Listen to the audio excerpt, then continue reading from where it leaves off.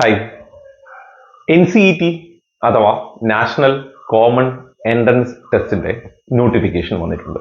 അപ്പോൾ ഞാൻ അതുമായിട്ട് ബന്ധപ്പെട്ട വീഡിയോ ആണ്. അപ്പോൾ ഈ വീഡിയോയിൽ ഞാൻ ഇത് ആരൊക്കെയാണ് അപ്ലൈ ചെയ്യാൻ പറ്റുക, ഇത് ഏത് കോഴ്സിനാണ്, എങ്ങനെയാണ് എന്നുള്ളതിന്റെ ഒരു ഓവറോൾ ഡീറ്റെയിൽ പറയും.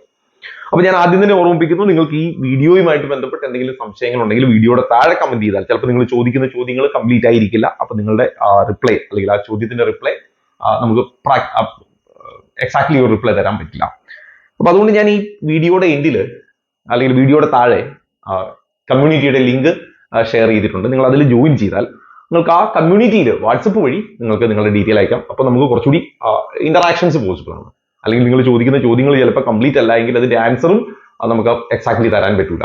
ഓക്കെ, അപ്പോൾ ഒരിക്കൽ കൂടി ഓർമ്മിപ്പിക്കുന്നു മക്കളെ, NCET അഥവാ national common entrance test 2025 notification ആണ്. ഇത് ആദ്യം തന്നെ നോക്കുക, ഇത് ആർക്കാണ് അല്ലെങ്കിൽ എന്തിനാണ്?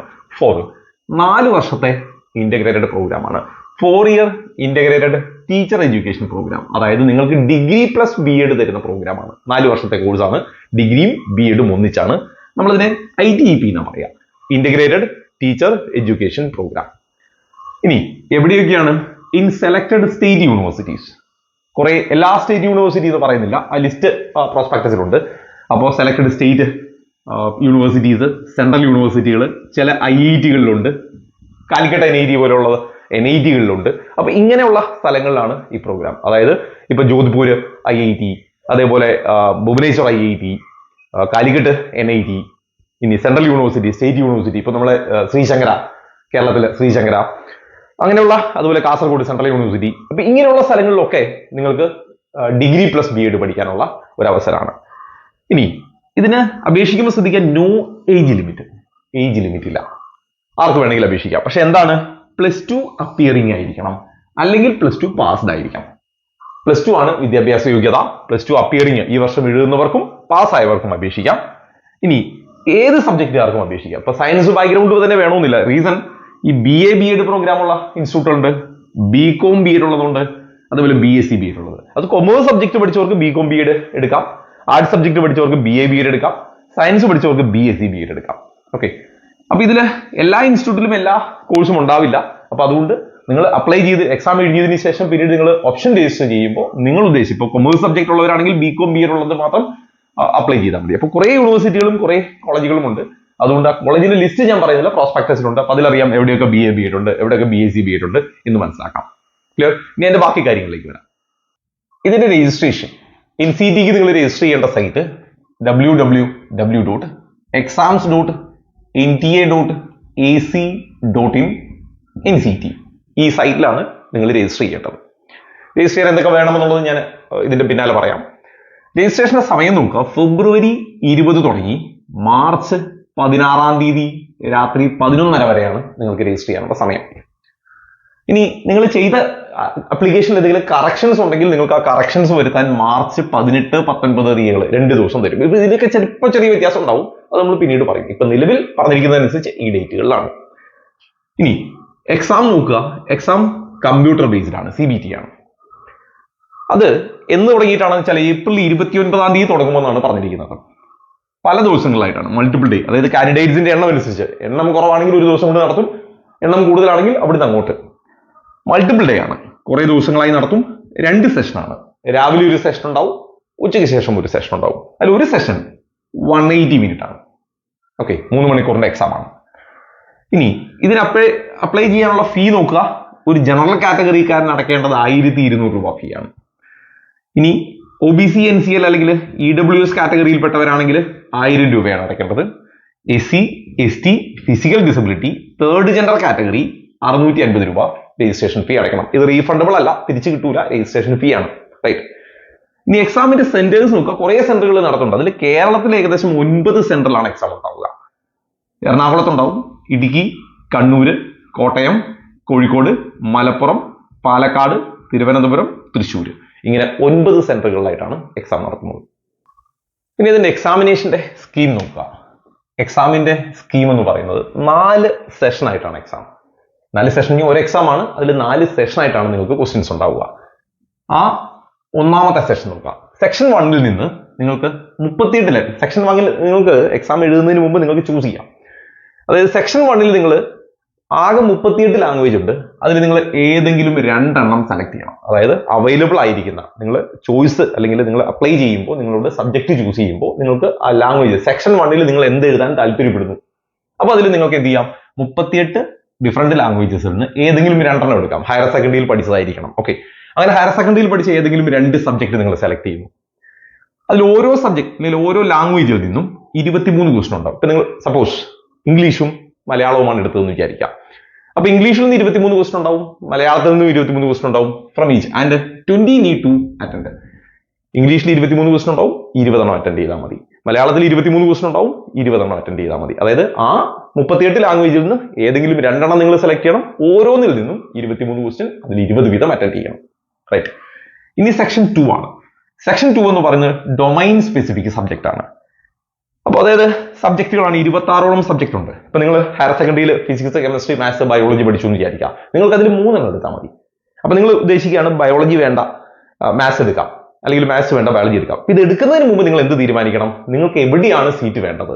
ഇപ്പൊ നിങ്ങൾക്ക് IIT ഭുവനേശ്വറിലാണ് വേണ്ടത് എന്ന് വിചാരിക്കാം, BSc B.Ed. അപ്പൊ അവിടുത്തെ BSc B.Edന്റെ എലിജിബിലിറ്റിയിൽ നിങ്ങളോട് ഫിസിക്സ്, കെമിസ്ട്രി, മാത്സ് ആണ് പഠിക്കാൻ പറഞ്ഞിരിക്കുന്നതെങ്കിൽ നിങ്ങൾ മാത്സ് എഴുതുന്നതാണ് സേഫ്.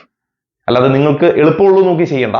നിങ്ങൾ ഏത് യൂണിവേഴ്സിറ്റിയിലാണ് പിന്നീട് ജോയിൻ ചെയ്യാൻ ഏറ്റവും കൂടുതൽ താല്പര്യപ്പെടുന്നത്, അവരുടെ കോമ്പിനേഷൻ എന്താണെന്ന് നോക്കുക. ചിലർ ഫിസിക്സ്, കെമിസ്ട്രി, മാത്സ് അല്ലെങ്കിൽ ഫിസിക്സ്, കെമിസ്ട്രി, ബയോളജി എന്നൊക്കെ പറയും. അപ്പൊ അങ്ങനെയാണെങ്കിൽ കുഴപ്പമില്ല. അപ്പൊ നിങ്ങൾ ഉദ്ദേശിക്കുന്ന ഇൻസ്റ്റിറ്റ്യൂട്ടിൽ നിങ്ങൾക്ക് സീറ്റ് കിട്ടാൻ വേണ്ടിയുള്ളത് ഇവിടെ നിങ്ങൾ സെലക്ട് ചെയ്യണം. ഓക്കെ, അപ്പൊ 26 സബ്ജക്ട് ഉണ്ട്. അതിൽ എന്ത് ചെയ്യണം, സെലക്ട് എനി 3. ഈ 26 ഏതെങ്കിലും 3 നിങ്ങൾ സെലക്ട് ചെയ്താൽ മതി. Okay, and the selection on the base of university. ഞാൻ നേരത്തെ പറഞ്ഞു എവിടെയാണ് നിങ്ങൾക്ക് സീറ്റ് വേണ്ടത് അതനുസരിച്ച് വേണം ഇത് സെലക്ട് ചെയ്യാൻ. റൈറ്റ്. അതിൽ ഓരോ സബ്ജക്റ്റിലും 28 ക്വസ്റ്റൻ ഉണ്ടാവും. നിങ്ങൾ 3 സബ്ജക്ട് എടുത്തു, 3-ലും 28 വീതം. ആ 28-ൽ നിങ്ങൾ 25 അറ്റൻഡ് ചെയ്താൽ മതി.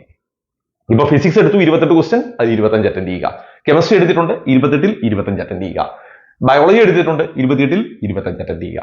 അപ്പൊ നിങ്ങളുടെ സെഷൻ B2 കഴിയും. ഫസ്റ്റ് സെക്ഷൻ പറഞ്ഞു, സെക്കൻഡ് സെക്ഷൻ പറഞ്ഞു. Third section general test. ഇതിൽ നിങ്ങൾക്ക് ചോയ്സ് ഒന്നുമില്ല, മാൻഡേറ്ററി ആണ്, എല്ലാവരും എഴുതണം. അവിടെ നിങ്ങൾക്ക് 28 ക്വസ്റ്റൻ ഉണ്ട്, 25 അറ്റൻഡ് ചെയ്താൽ മതി. സെക്ഷൻ 4 ടീച്ചിങ് ആപ്റ്റിറ്റ്യൂഡ്, മാൻഡേറ്ററി ആണ്, ഓപ്ഷൻ ഒന്നുമില്ല. അവിടെ നിങ്ങൾക്ക് എന്താണ്, ഇവിടെ 28 ക്വസ്റ്റൻ 25 ആണെങ്കിൽ ഇവിടെ 23 ക്വസ്റ്റൻ ഉണ്ട്, 20 അറ്റൻഡ് ചെയ്താൽ മതി. അതായത് ലാംഗ്വേജിനും അതേപോലെ സെക്ഷൻ 4 ടീച്ചിങ് ആപ്റ്റിറ്റ്യൂഡിനും 23 ക്വസ്റ്റൻ ഉണ്ടാവും, 20 അറ്റൻഡ് ചെയ്താൽ മതി. ഡൊമൈൻ സബ്ജക്റ്റിനും ജനറൽ ടെസ്റ്റിനും സബ്ജക്ട് വൈസ് ഒരു ഇൻഡിവിജ്വൽ സബ്ജക്റ്റിന് 28 ക്വസ്റ്റൻ ഉണ്ടാവും, 25 വീതം അറ്റൻഡ് ചെയ്താൽ മതി. അപ്പൊ ഓരോ പാർട്ടിലും എത്ര ക്വസ്റ്റൻ അറ്റൻഡ് ചെയ്യണം എന്നുള്ളത് ഞാൻ പറഞ്ഞു. ഇനിയുള്ളത് ടോട്ടൽ അപ്പൊ എത്രയാണ്, 181 ക്വസ്റ്റൻ നിങ്ങൾക്ക് ഉണ്ടാവും. അതിൽ നിങ്ങൾ എത്ര എണ്ണം അറ്റൻഡ് ചെയ്താൽ മതി, 160 എണ്ണം അറ്റൻഡ് ചെയ്താൽ മതി. എത്ര സമയമുണ്ട്, 180 മിനിറ്റ് കിട്ടും. ക്ലിയർ അല്ലേ? ഇനി അപ്ലൈ ചെയ്യേണ്ട വിധം കൂടി ഓർമ്മിപ്പിക്കുന്നു. ഇത് കമ്പാരിറ്റീവ്ലി സിമ്പിൾ ആണ്, കാരണം നമ്മൾ ഒരുപാട് അപ്ലിക്കേഷനായി, ഇപ്പൊ നീറ്റായി, കീമായി, JEE ചെയ്തിട്ടുണ്ട്. അപ്പൊ അതുകൊണ്ട് ഇത് കുറച്ചുകൂടി സിമ്പിൾ ആയിരിക്കും. ഒരിക്കൽ കൂടി ഞാൻ ഓർമ്മിപ്പിക്കുന്നു, www.exams.nta.ac.in ഇതാണ് സൈറ്റ്. ഈ സൈറ്റിൽ കയറിയിട്ട് രജിസ്ട്രേഷൻ ക്ലിക്ക് ചെയ്യുക, ന്യൂ രജിസ്ട്രേഷൻ. അപ്പൊ നിങ്ങളുടെ ഇമെയിൽ ID യും പാസ്വേഡും ഒക്കെ അല്ലെങ്കിൽ മൊബൈൽ നമ്പറും ഒക്കെ ഉപയോഗിച്ച് നിങ്ങളൊരു രജിസ്ട്രേഷൻ ക്രിയേറ്റ് ചെയ്യുകയാണ്. നിങ്ങൾ തന്നെ ഒരു പാസ്വേഡും സെറ്റ് ചെയ്തു. ഈ പ്രോസസ്സ് ചെയ്യുമ്പോൾ നിങ്ങൾക്ക് ഒരു ആപ്ലിക്കേഷൻ നമ്പർ കിട്ടും. ഈ ആപ്ലിക്കേഷൻ നമ്പറും പാസ്വേഡും ഉപയോഗിച്ചുകൊണ്ട് നിങ്ങൾ വീണ്ടും ലോഗിൻ ചെയ്ത് കയറുന്നു. എന്നിട്ട് നിങ്ങളുടെ ആപ്ലിക്കേഷൻ ഫോം ഫിൽ ചെയ്യുന്നു. നീറ്റൊക്കെ ചെയ്തുകൊണ്ട് അറിയാം, പേഴ്സണൽ ഡീറ്റെയിൽസ് ഉണ്ടാവും. ഓക്കെ, അതിൽ എന്തൊക്കെ ഫിൽ ചെയ്യണം, പേഴ്സണൽ ഡീറ്റെയിൽസ് ഫിൽ ചെയ്യണം, അക്കാഡമിക് ഡീറ്റെയിൽസ് ഫിൽ ചെയ്യണം, കോഴ്സ് ഡീറ്റെയിൽസ്, അതായത് നമ്മൾ ഏത് കോഴ്സിനാണ് ഉദ്ദേശിക്കുന്നത്, അതായത് നമ്മൾ സബ്ജക്റ്റുകൾ ലാംഗ്വേജ് 1 ഏത്, ലാംഗ്വേജ് 2 ഏത്, അതൊക്കെ ചെയ്യണം. പിന്നെ സെന്റർ, എവിടെയാണ് സെന്റർ വേണ്ടത്, ദെൻ അപ്ലോഡ് ഡോക്യുമെന്റ്സ്. ഇത്രയും കാര്യങ്ങൾ ഈ ഫിൽ ആപ്ലിക്കേഷൻ ഫോമിൽ വരും. ഈ അപ്ലോഡ് ഡോക്യുമെന്റിൽ പറഞ്ഞിരിക്കുന്ന കാര്യങ്ങൾ നോക്കി. ഏതൊക്കെ ഡോക്യുമെന്റ് ആണ്, ഒരു ഫോട്ടോഗ്രാഫ്, ഒരു സ്കാൻഡ് ഇമേജ് ഓഫ് ഫോട്ടോഗ്രാഫ്. അത് നമ്മൾ നീറ്റൊക്കെ കൊടുത്തതുകൊണ്ട് അത് ഉപയോഗിക്കാം. നീറ്റിന് കൊടുത്ത സിഗ്നേച്ചർ ഉപയോഗിക്കാം. ഇതൊക്കെ 200 GB, ഫോട്ടോഗ്രാഫ് 200 GB താഴെ ആയിരിക്കണം, സിഗ്നേച്ചർ 30 GB താഴെ ആയിരിക്കണം. ഫിസിക്കൽ ഡിസബിലിറ്റി ഉള്ള കുട്ടിയാണെങ്കിൽ മാത്രം ഡിസബിലിറ്റി സർട്ടിഫിക്കറ്റ് കൂടി അപ്ലോഡ് ചെയ്യണം, 300 GB. വേറെ ഒന്നും പറഞ്ഞിട്ടില്ല. റൈറ്റ്. ഇതൊക്കെ JPG അല്ലെങ്കിൽ JPEG ഫോർമാറ്റിലായിരിക്കണം. ഇതൊക്കെയാണ് നിങ്ങളുടെ ആപ്ലിക്കേഷൻ ഫോം ഫില്ല് ചെയ്യുമ്പോൾ ചെയ്യേണ്ട കാര്യങ്ങൾ. അങ്ങനെ എല്ലാ പേജും കംപ്ലീറ്റ് ചെയ്ത് വന്നാൽ നിങ്ങൾക്ക് ഫീ പേയ്മെന്റ് ഓപ്ഷൻ ഉണ്ടാവും. ഫീ പേയ്മെന്റ് നമ്മൾ ഓൾറെഡി പറഞ്ഞു, എത്രയാണ് ഫീ അടയ്ക്കേണ്ടതെന്ന് പറഞ്ഞാൽ ഫീ പേ ചെയ്യുക, നിങ്ങളുടെ ആപ്ലിക്കേഷൻ സക്സസ്ഫുൾ ആവും. ആ കൺഫർമേഷൻ പേജിന്റെ പ്രിന്റ് ഔട്ട് എടുത്ത് വയ്ക്കുക. അത് നിങ്ങളുടെ മെയിലിൽ സാധാരണ വരാറുണ്ട്. ഇനി ഇല്ലെങ്കിൽ കൂടി നിങ്ങൾക്ക് അതിന്റെ ഒരു പ്രിന്റ് ഔട്ട് എടുത്ത് അതിന്റെ ഒരു കോപ്പി കയ്യിൽ സൂക്ഷിക്കുക. നമുക്കതിൽ ഫൈനലി അതിന്റെ സീറ്റ് കൂടി ഓർമ്മിപ്പിക്കുന്നു. ഓൾ ഇന്ത്യയിൽ ഏകദേശം 6100 സീറ്റാണുള്ളത്. 6100 സീറ്റ് ഉണ്ട്. അതിൽ 1000 സീറ്റുകൾ സൗത്ത് റീജിയനിലാണ്. അതിൽ തന്നെ കേരളത്തിലെ ഇൻസ്റ്റിറ്റ്യൂട്ടുകൾ നോക്കുക. സെൻട്രൽ സംസ്കൃത യൂണിവേഴ്സിറ്റി ഗുരുവായൂർ, അവിടെ BA BEd 100 സീറ്റ് ഉണ്ട്. ഇനി NIT കാലിക്കറ്റിലുണ്ട്, BSc BEd 50 സീറ്റ് ഉണ്ട്. ഇനി സെൻട്രൽ യൂണിവേഴ്സിറ്റി ഓഫ് കേരള ഹോസ്ദുർഗിൽ കാസർഗോഡ് BSc BEd 50 സീറ്റ് ഉണ്ട്, BA BEd 50 സീറ്റ് ഉണ്ട്, BCom BEd 50 സീറ്റ് ഉണ്ട്. ഇത് മൂന്നുമാണ് കേരളത്തിലുള്ള ഇൻസ്റ്റിറ്റ്യൂട്ടുകൾ. ഇനി പ്രധാനപ്പെട്ട IIT-കൾ ഈ മൂന്ന്, ഖരഗ്പൂർ IIT-യിലും ഭുവനേശ്വർ IIT-യിലും ജോധ്പൂർ IIT-യിലും BSc BEd-കളുണ്ട്. എല്ലായിടത്തും 50 വീതം സീറ്റ്. ഓക്കെ, ഇങ്ങനെ ഏകദേശം ഒരു 60-ന് മേലെ ഇൻസ്റ്റിറ്റ്യൂട്ടുകൾ മെയിൻ ആയിട്ടുണ്ട്, NIT-കളും IIT-കളും ഒക്കെ ആയിട്ട്. അപ്പോൾ ഇതിൽ നിങ്ങൾക്ക് അപ്ലൈ ചെയ്യാൻ, അപ്പോൾ ആ ലിസ്റ്റ്, അത്രയും കോളേജുകളുടെ ലിസ്റ്റ് എഴുതുക പ്രാക്ടിക്കൽ അല്ലാത്തത് കൊണ്ടാണ്. ഓക്കെ, ഞാൻ ജസ്റ്റ് അതിന്റെ കേരളത്തിലുള്ളതും IIT-കളും മാത്രം ഒന്ന് മെൻഷൻ ചെയ്തു. ഓക്കെ, അപ്പോൾ ഞാൻ മുമ്പ് പറഞ്ഞ കാര്യങ്ങൾ ഒരിക്കൽ കൂടി ഓർമ്മിപ്പിക്കുന്നു. നിങ്ങൾക്ക് ഇതിൽ എന്തെങ്കിലും ഡൗട്ട് ഉണ്ടെങ്കിൽ ഈ യൂട്യൂബ് വീഡിയോയുടെ താഴെ കമന്റ് ചെയ്താൽ പ്രാക്ടിക്കലി നമുക്ക് അതിനൊരു പ്രശ്നമുണ്ട്. എക്സാമ്പിൾ, ഇപ്പൊ എന്നോട് അതിന്റെ താഴെ വരുന്ന കമന്റുകളിൽ ഇപ്പോൾ ചില എക്സാമ്പിൾ ഇങ്ങനെയാണ്: സാർ, എനിക്ക് റിസർവേഷൻ ഉണ്ട്, ഞാൻ ഏത് ഡോക്യുമെന്റ് ആണ് അപ്ലോഡ് ചെയ്യേണ്ടത്? അപ്പൊ ആ ക്വസ്റ്റ്യൻ കംപ്ലീറ്റ് അല്ല. നിങ്ങൾക്ക് ഏത് റിസർവേഷൻ ആണ്? നിങ്ങൾ SC റിസർവേഷൻ ആണോ, ST റിസർവേഷൻ ആണോ, ഫിസിക്കൽ ഡിസബിലിറ്റി ആണോ, OBC NCL ആണോ? അപ്പൊ നമ്മൾ ഇതെല്ലാം കൂടെ പറയാൻ പറ്റില്ല. അത് പ്രാക്ടിക്കലി നമ്മൾ ടൈപ്പ് ചെയ്ത് എത്തിക്കണ്ടേ? നേരെ തിരിച്ച് നിങ്ങൾ എനിക്കത് ക്ലിയർ ആയിട്ടൊരു ക്വസ്റ്റ്യൻ ആണെങ്കിൽ വളരെ സിമ്പിൾ ആയിട്ട് തന്നെ ആൻസർ ചെയ്യാൻ പറ്റും. ഇല്ലെങ്കിൽ വാട്സപ്പ് ഉപയോഗിക്കാം. ഞാൻ നേരത്തെ പറഞ്ഞ പോലെ കമ്മ്യൂണിറ്റിയുടെ ലിങ്ക് ഞാൻ കമന്റ് ബോക്സിൽ പിൻ ചെയ്തിട്ടുണ്ട്. കമ്മ്യൂണിറ്റിയിൽ ജോയിൻ ചെയ്താൽ പിന്നെ ത്രൂ വാട്സപ്പ് നിങ്ങൾക്ക് കമ്മ്യൂണിക്കേറ്റ് ചെയ്യാൻ പറ്റും. എൻട്രൻസ് സംബന്ധമായ വാർത്തകളും അപ്ഡേഷനുകളും ഏറ്റവും വേഗം ആധികാരികമായി അറിയാൻ സബ്സ്ക്രൈബ് ചെയ്യുക, ബെൽ ഐക്കൺ അമർത്തുക. ഈ വീഡിയോ മറ്റു സുഹൃത്തുക്കളിലേക്കും ഷെയർ ചെയ്ത് നൽകുക.